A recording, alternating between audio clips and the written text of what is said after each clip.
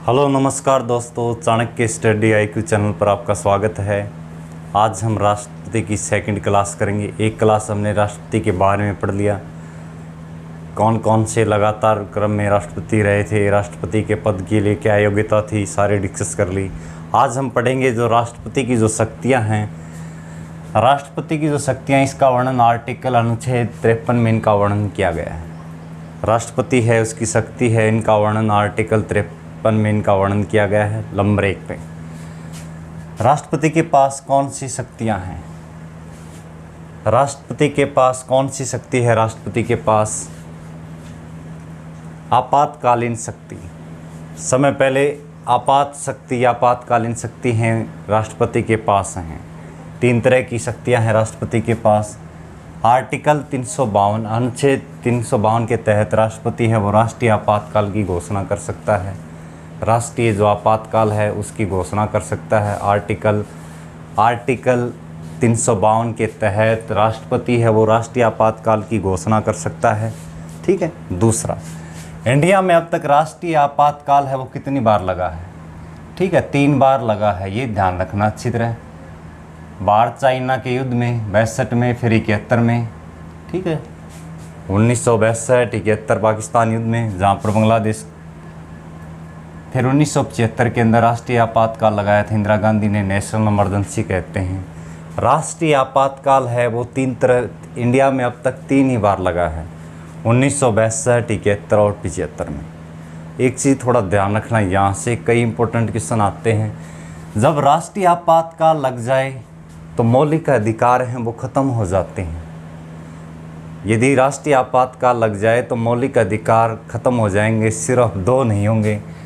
एक आर्टिकल 20 अनुच्छेद 20 और 21।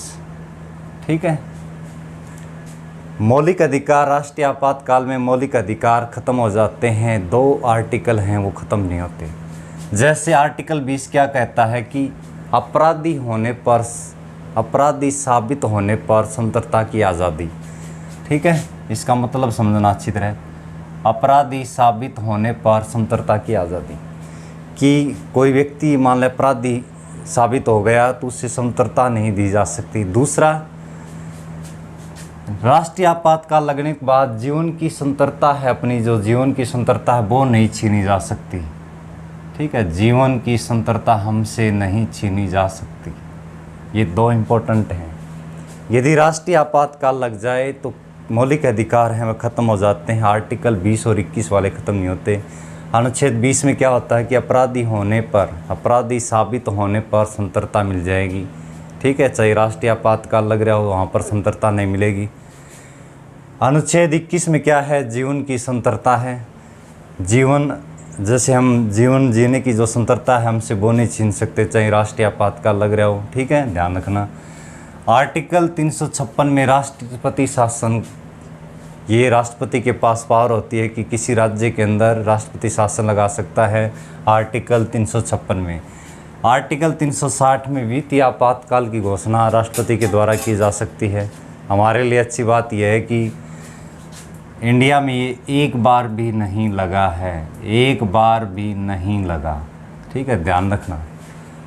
पहला है जो राष्ट्रपति की जो शक्तियां हैं, पहले शक्ति पर आपातकालीन जो शक्तियां हैं, आर्टिकल 352, आर्टिकल 356, 360 के बारे में था। 352 है वो राष्ट्रीय आपातकाल लगता है, जैसे कोई युद्ध हो जाए, विद्रोह हो जाए, सशस्त्र विद्रोह हो जाए, उस टाइम पर वहाँ पर इनकी घोषणा की जा सकती है। राष्ट्रपति के द्वारा 3 बार लगा है, 62, 71 और 75 में।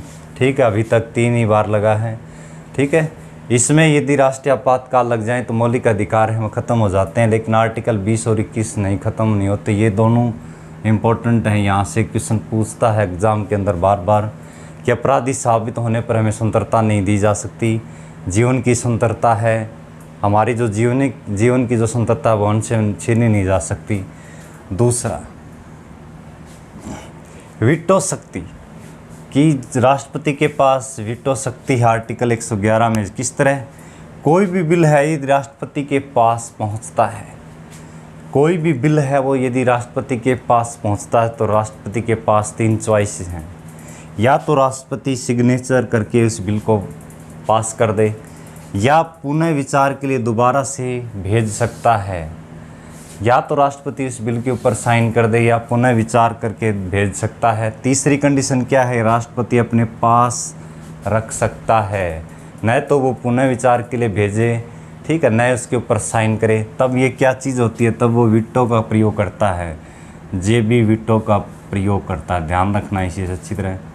इसका मतलब क्या है कि राष्ट्रपति न तो उसके ऊपर सिग्नेचर करेगा, न उसे पुनः विचार के लिए भेजेगा, जे वीटो का प्रयोग कर सकता है। ये एक बार ज्ञानी जैल सिंह ने किया था 1985 के अंदर, ठीक है, वो डाक विधेयक था, ठीक है, न तो उसे सिग्नेचर किया, न उसे पुनः विचार के लिए भेजा, ठीक है, 1985 के अंदर। ध्यान रखना।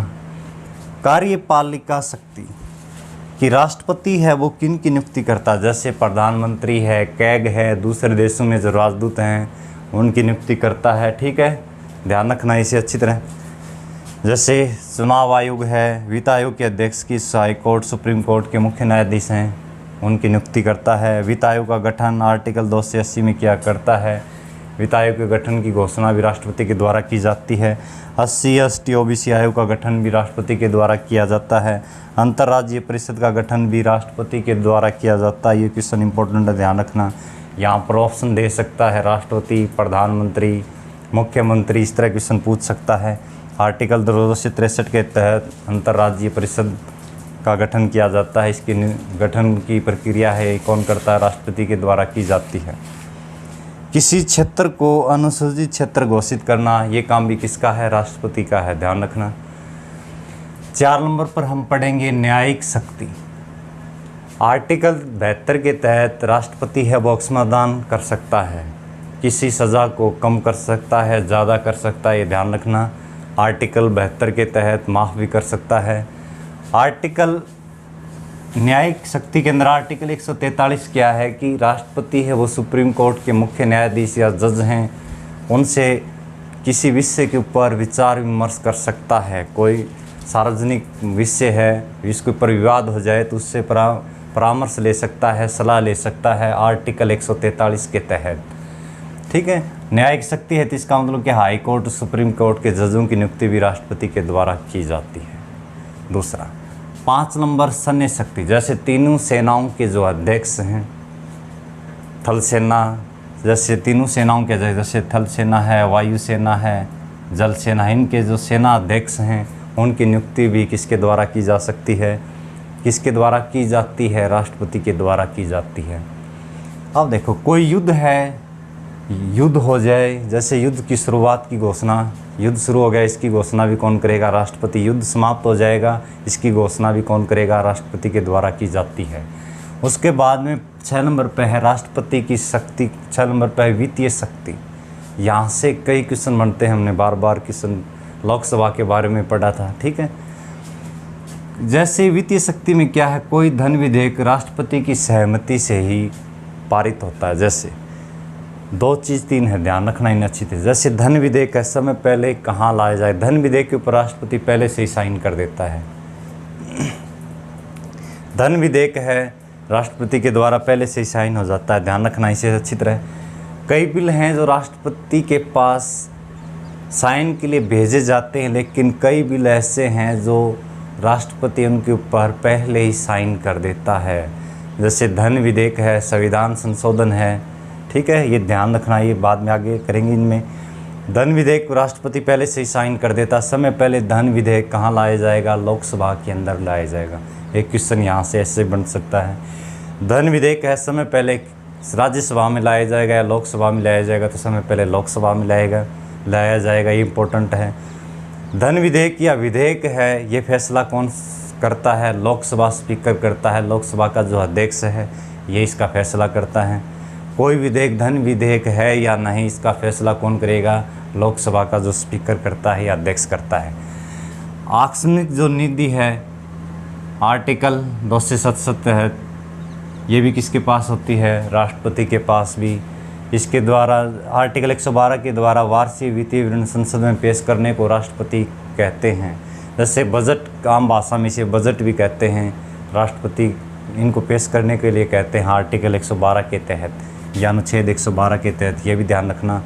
विधायी शक्ति लास्ट है राष्ट्रपति की, और शक्ति है जैसे 7 नंबर। राष्ट्रपति एक संसद का अभिन्न अंग है, ध्यान रखना। जैसे संसद भी वहाँ पर हमने पढ़ा था 79, ठीक है। 3 इसके भाग हैं, 3 इसके अंग हैं, जैसे राष्ट्रपति है, ठीक है, एक राज्यसभा है,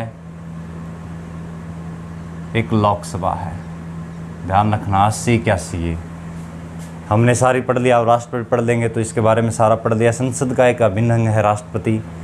कोई विधेयक राष्ट्रपति के हस्ताक्षर के बाद ही पारित माना जाता है। कोई भी विधेयक हम लेकर आते हैं वो राष्ट्रपति के हस्ताक्षर के बाद ही पारित माना जाता है। नोट यहाँ पर क्या रखेंगे, जैसे ये वो विधेयक हैं, जो बिल हैं, जिनके ऊपर राष्ट्रपति पहले से ही साइन कर देता है। संविधान संशोधन विधेयक पर राष्ट्रपति पहले ही साइन कर देता है, या धन विधेयक पर राष्ट्रपति पहले से ही साइन कर देता है। अब ये इम्पोर्टेंट है, आर्टिकल 123 या अनुच्छेद 123 के तहत अध्यादेश जारी करने की शक्ति, ध्यान रखना, अध्यादेश जारी करने की आर्टिकल 123 से एक आर्टिकल 2 से 13 है। आर्टिकल 123 के तहत अध्यादेश जारी करने की शक्ति है वो किसके पास है, राष्ट्रपति के पास है, ठीक है। आर्टिकल 123 के तहत अध्यादेश जारी करने की शक्ति है वो राष्ट्रपति के पास है। 2 से 13 में ये गवर्नर यानी राज्यपाल के पास इसकी पावर है, ये ध्यान रखना है, ये दोनों इम्पोर्टेंट हैं। आर्टिकल 123 के तहत अध्यादेश जारी करने की शक्ति है वो राष्ट्रपति के पास है। आर्टिकल 2 से 13 में अध्यादेश जारी करने की शक्ति है वो राज्यपाल के पास होती है, ठीक है। संसद को संबोधित करना, ये समय पहले जैसे जीत कर आए मेंबर हैं, पहले संबोधित कौन करेगा, राष्ट्रपति करेगा, ठीक है। लोकसभा को भंग करने की शक्ति भी राष्ट्रपति के पास होती है आर्टिकल 85 के तहत। ये थी हमारी जो राष्ट्रपति हैं उनकी शक्तियों का वर्णन। अब राष्ट्रपति में से क्वेश्चन छूटने की संभावना बहुत कम है। दोनों क्लास थोड़ी अच्छे से देख लेना एक बार। जितने भी थे राष्ट्रपति से रिलेटेड जितने भी क्वेश्चन थे सारे हमने डिस्कस कर लिए, ठीक है। अगली क्लास में फिर मिलेंगे। सुबह 7 बजे हमारी एडवांस मैथ की क्लास होती है, दोपहर को इंडियन पॉलिटी की होती है, शाम को 7 बजे अर्थमेटिक मैथ की क्लास होती है। यदि वीडियो पसंद आया तो वीडियो को लाइक, शेयर और सब्सक्राइब करना न भूलें। धन्यवाद।